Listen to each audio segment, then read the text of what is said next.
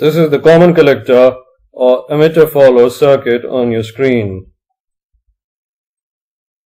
We are going to be comparing the input to the output. So, on our oscilloscope, at terminal A we have the input V1 and on terminal B we have the output V0 across R4. We have omitted RC and using R1 and R3 we are biasing the BJT. So let's play this.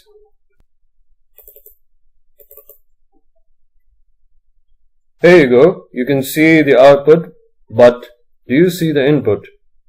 Or is this the input and you can't see the output? It's very hard to tell. So let me change the position of channel B.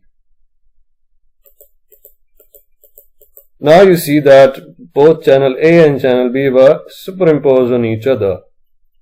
Why? Because their amplitudes were almost the same.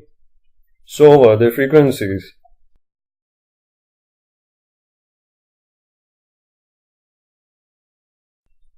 Now let me stop this and compare the values.